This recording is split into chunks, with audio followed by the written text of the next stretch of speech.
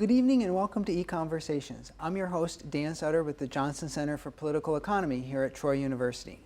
The Alabama State Senate earlier this last session considered a bill that would have enacted term limits for our state legislature. And Governor Bentley, who's running for re-election this year, will be ineligible to compete for a third term in office should he be re-elected in November, as everybody expects. Term limits raise a number of important issues for political economists. And here to discuss some of the issues that are involved is my colleague from the Johnson Center, Dr. George Crowley. George, welcome back to the show. Thanks for having me. And you've actually contributed some research to this academic literature on term limits that we'll get to later this half hour. Mm-hmm. Yes. Term limits came into vogue after Franklin Roosevelt became the first president elected to a third term in office and eventually even a fourth term in the presidency in the 1940s. And after his term in office was over, we enacted the 22nd Amendment, which limited the president to being elected no more than two terms in office. Mm-hmm. Now, what are some of the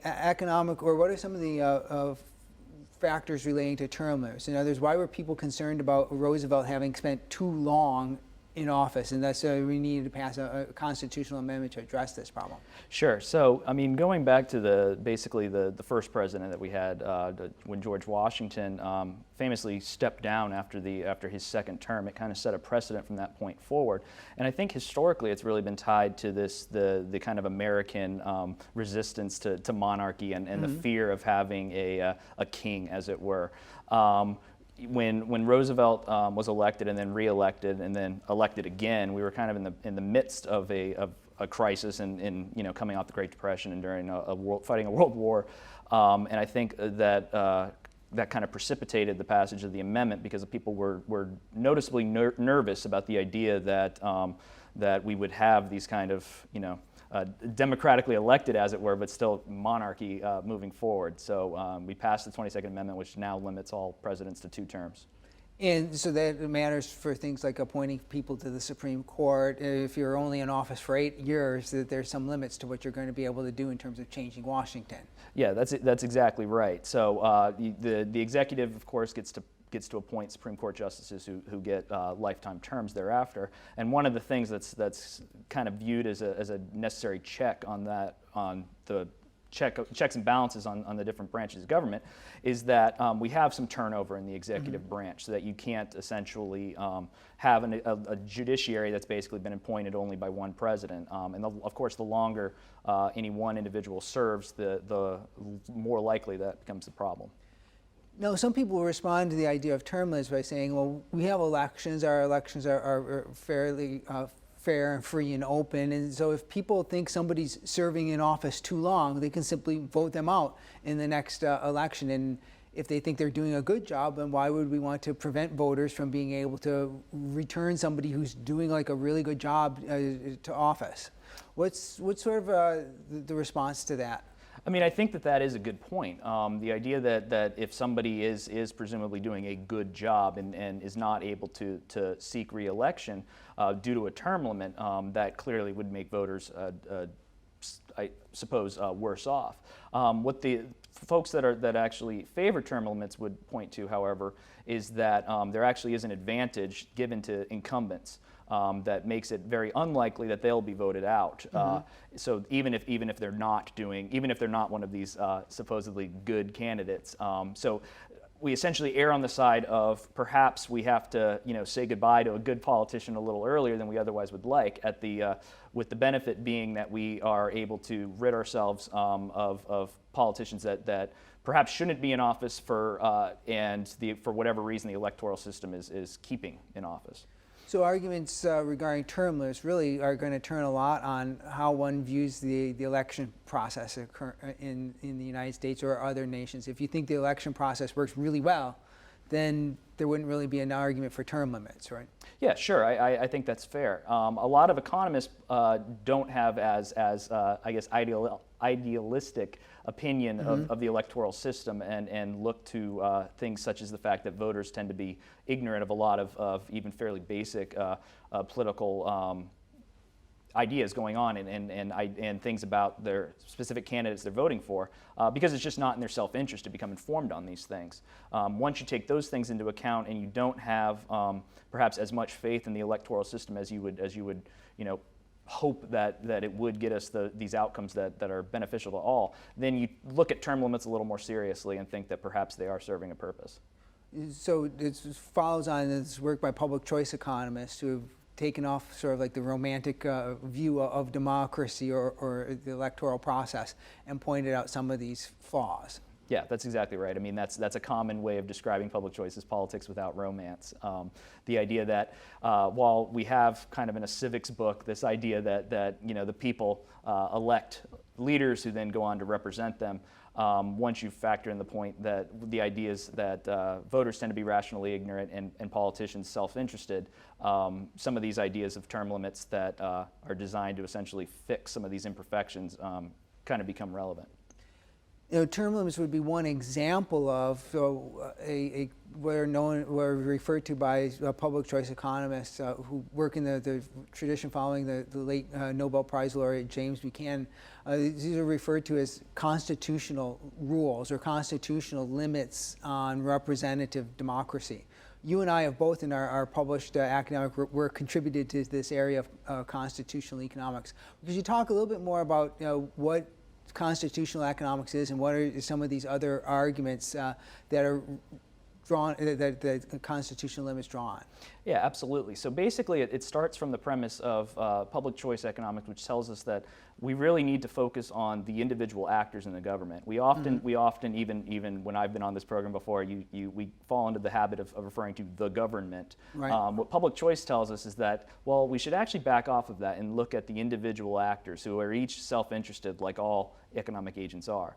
And when you take that look and you realize politicians are self-interested, bureaucrats that are running the government actually are self-interested, and voters are self-interested, the constitutional program basically becomes, if we need a government that's going to do certain basic services, we need to make sure we empower it to do those services. But at the same time, we need to enact a set of constraints, term limits being one of them, other types of constraints on fiscal issues being others, that actually make sure that the self-interested politicians don't pursue their own goals at the expense of the people. And within this framework, the idea that we could simply get better outcomes by imploring voters to vote better or employing our elected representatives to more faithfully represent their constituents isn't necessarily going to work, because words like that at odds with their own interests aren't likely to change their action. Right, and I mean the way the system, it's not that voting is necessarily a bad way of organizing preferences. It's just that you have to actually take a step back and really look at the incentives facing each individual actor, and realize that voters, even those that are relatively well informed, will still be getting there's politicians that are currently in office have an advantage over those that are running, in that they actually get to demonstrate preferences and basically shape policy. So voters don't necessarily get both sides of the story, as they don't get both candidates a fair shake, essentially. And so the constitutional economics then deals with these different types of rules or changes in the rules of the game. I think it's one way Dr. Buchanan used to always talk about, that we need to change the rules of the game to hopefully get better outcomes. Yeah. That's absolutely right. And I think there's a good example about, think of like the role of the shot clock in basketball, and that would being a change in the rules of the game of basketball, because you can't just ask coaches to make your team shoot faster because it'll help speed up the play, right? That's not going to really work. Yeah, it's absolutely right. And the reason that you actually need these rules put into a constitution, an example similar to yours about the shot clock in basketball, one that I always use is sitting down with some friends or family members and playing like a game of Monopoly, where we all know the basic rules, but at the same time, a lot of people play with different types of house rules. And it's very important that you actually have all those things agreed upon ahead of time before you sit down. Otherwise, people behave differently, thinking that a different set of rules are in place. So the need for these rules, in addition to just having the rules, for them to actually be codified in something like a constitution, is so that they're very apparent to everyone, so that we're all essentially playing under those same set of rules. Term limits are tied are associated, at least, with some of the instances in Washington of senators and Congress people who serve an awfully long time, and then furthermore, these long-serving Congress people who have been very free spending, Right. and end up, with like the late Senator Byrd from West Virginia, bringing lots of money to their districts and being in charge, having lots of government buildings named after them and so forth. The political scientist James Payne had coined a term, the culture of spending, that suggests that particularly long-serving politicians might have an incentive to be spending even more than people would like them to. If you can talk a little bit about this culture, the idea of the culture of spending, and how long service in government might be affecting our elected officials. Sure. So there's been some research done on this as well. The idea that some of these particularly long tenured, you see it in the legislature because we don't have term limits at the federal level in the legislature. So unlike a president who serves 2 terms and then basically rides off into the sunset, these senators can, and House representatives can be repeatedly elected. And you see this, as you mentioned, with Senator Byrd and some other very long tenured legislators.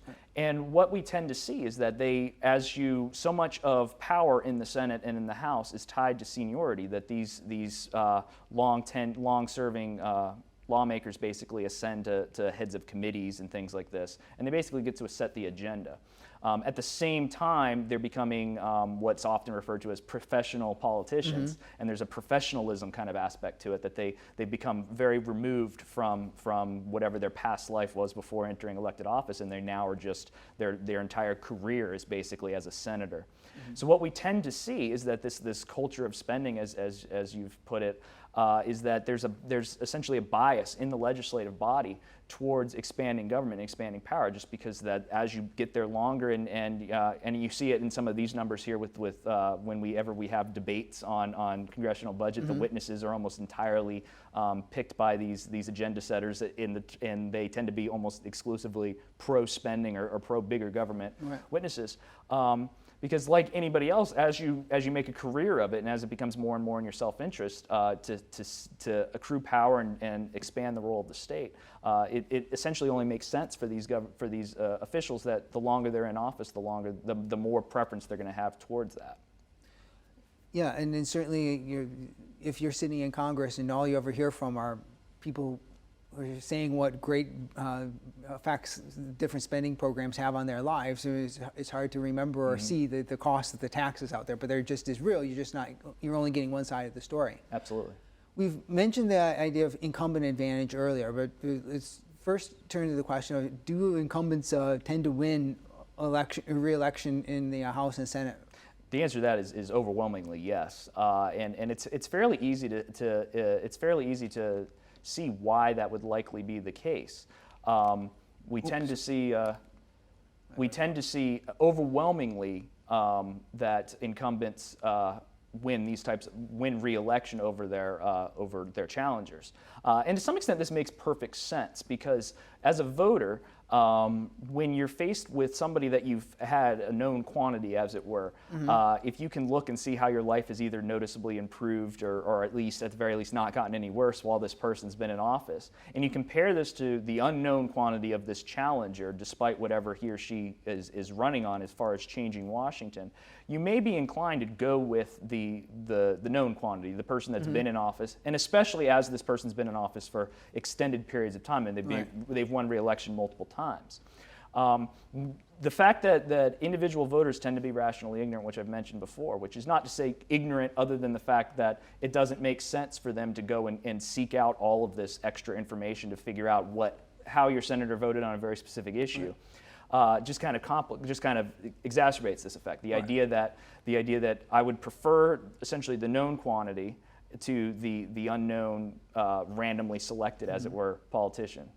And we can certainly see here that typically, on average, in the House, about 90% of incumbents who actually are running for election. These numbers leave out the people who decide to actually retire or pass away. 90% of the incumbents who are seeking re-election tend to get re-elected, and sometimes it's been as high as like 98%. And in the Senate, it's a little bit lower, but I think it usually works out to around 80% or so of the senators seeking re-election get reelected. And the thing that's fascinating about when you look at something like this is that even during periods where you have historically low approval of the legislative body as a whole, you do tend to see dips in the amount of the incumbents elected, but never, I believe here in the House graph, we see never below 80%. Yeah. I mean, which is really remarkable when you think about how dissatisfied people typically tend to be, at least when polled about Congress. Yeah.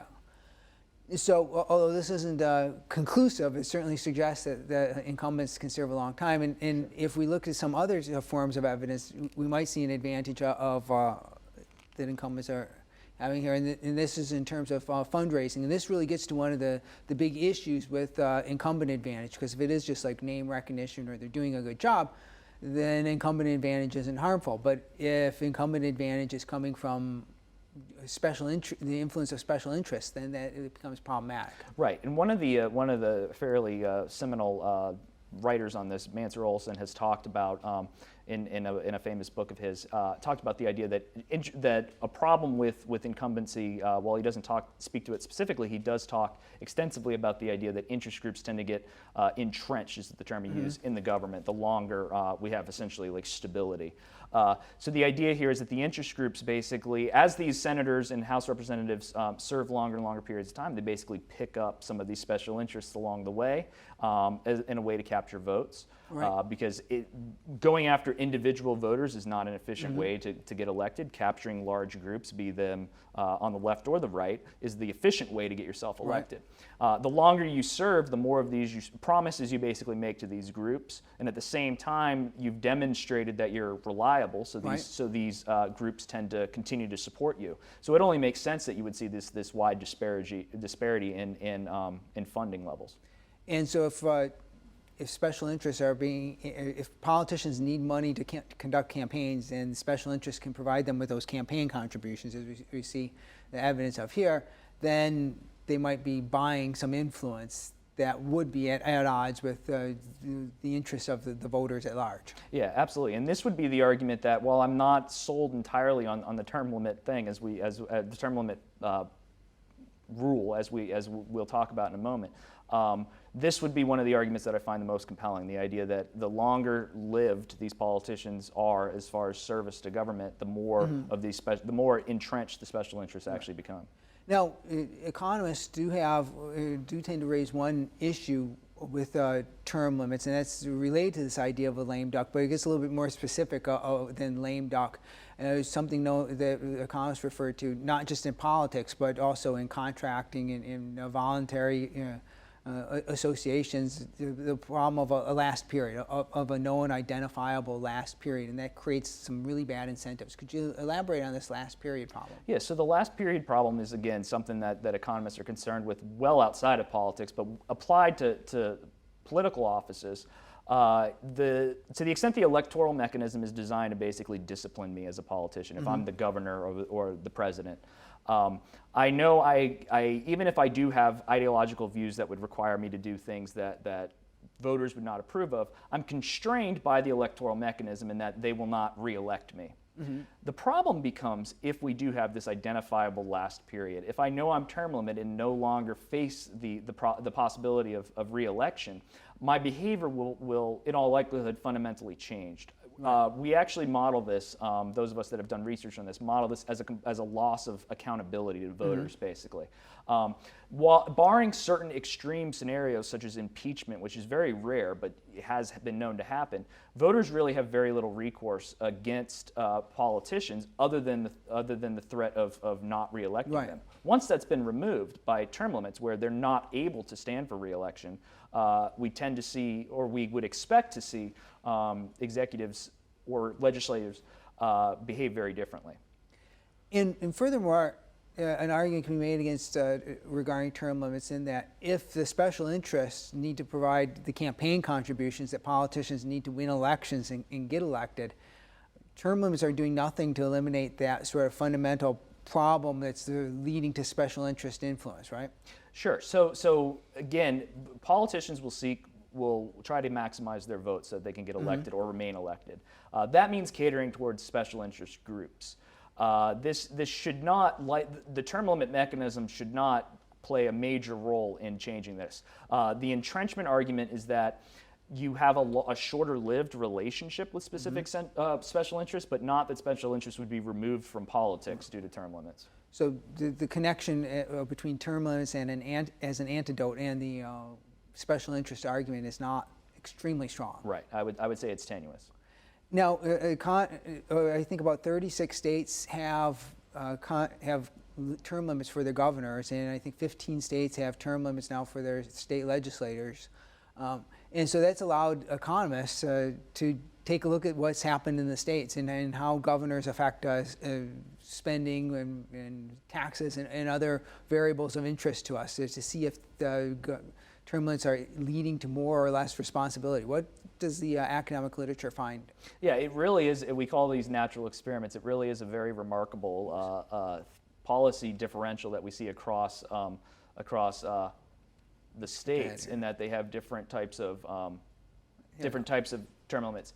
And what we tend to see, and this is a famous paper by Besley and Case, and it's been replicated a number of times, but what we tend to see is governors do respond differently to their last period, and specifically in the form of less efficient government. We see higher taxes and higher expenditure in the final period relative to when those governors were serving in a period where they were able to stand re-election. So the last period problem seems to be showing up, and this was what this paper found, and it came out in the 1990s as we were debating term limits more generally, maybe for Congress. Yeah.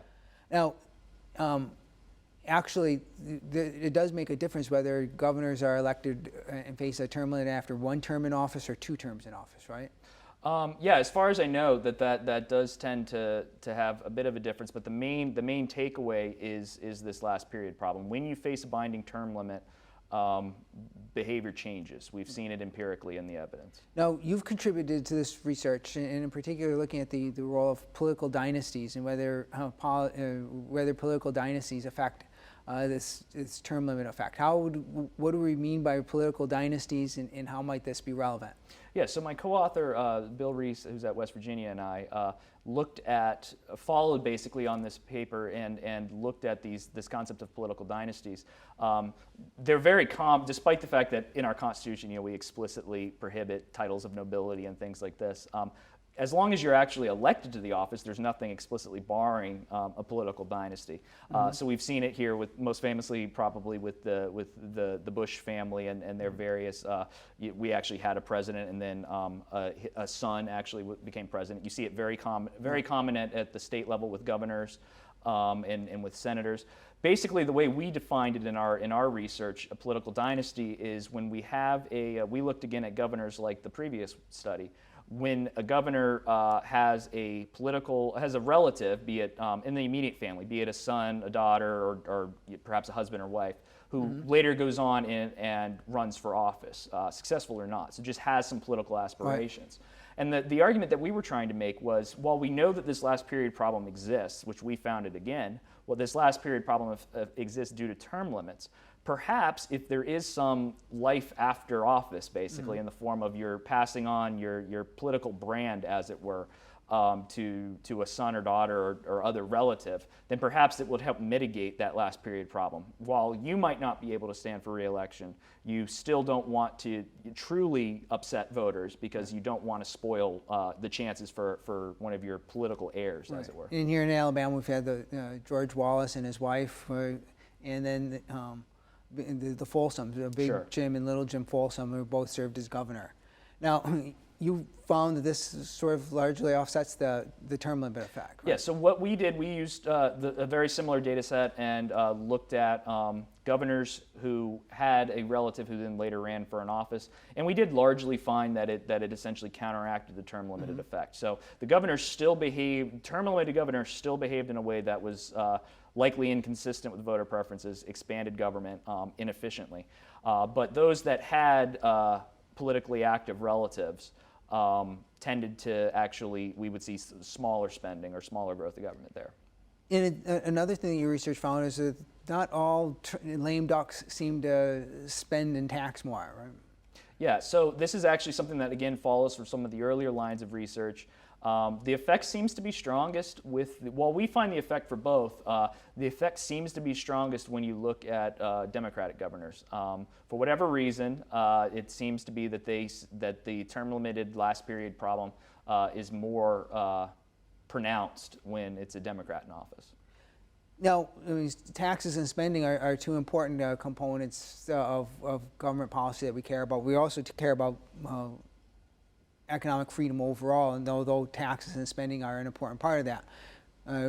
Here's some research just looking at what's happened to economic freedom at the state level over the last 20 years. And that's of relevance because that's the period of time in which states were also enacting these legislative term limits. That was a movement in the 1990s. And what is this showing us here? Well, here what we're looking at is basically declines in state economic freedom. That's probably a whole different topic, yes. The overall decline in economic freedom across the states. But basically looking at categorizing states by whether they have term limits on both their legislator and governor, just the governor, and no term limits at all on elected representatives. And what we find here is that the declines are actually most pronounced for those states that have gubernatorial term limits, though they're at least more pronounced for legislative and governor term limits than those states that have none. And to some extent that makes sense. It certainly coincides with the findings of my own research on spending.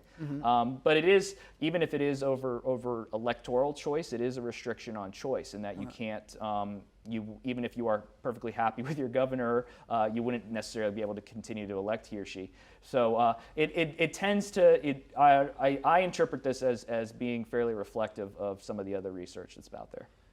So what's sort of like the takeaway point for citizens who are concerned maybe about government spending too much, or taxing too much, or government that's out of control? What are we learning about constitutional rules from the specific case of term limits? So I think it's an important point to take away from this is that it's a very tricky issue. Certainly, I'm not here to give a definitive statement on term limits are either good or bad. My own research is on political dynasties. I certainly wouldn't start proposing that we need to have political dynasties in this country as a good policy prescription. I think that the larger point to take away is that these institutions are very, very important in that they have real effects, but they're also very tricky to figure out as far as what the optimal set of institutions should look like. And any kind of just on a whim saying, well, we should impose term limits or we should do away with term limits or anything like this is very dangerous because these things have real effects. The rules of the game, as we've talked about, do matter. Right. And we need to make sure that we actually have a firm grasp on the expected consequences before we just essentially start passing different types of policies essentially for the sake of doing something. And we do need to make sure that the rules that we might want to change are actually tied closely to the ills that we're seeking to address. Absolutely. And I think it's particularly relevant since people who are interested in expanding government often fall prey to this fatal conceit of thinking that they can design the economy or redesign the economy however they want without taking into account what's actually going on out there. Right, and the same needs to be said as far as designing the institutions themselves. Right. That some of this research is a very good and important first step towards understanding the way these institutions work, but it's a very, very complicated situation, and the idea that we're going to be able to just design some optimal set of institutions is problematic. Well, thank you very much, George. I think we've had a good discussion of term limits. It's an issue that always seems to resurface. And thank you for joining us this evening. Join us again next time for another EconVersations.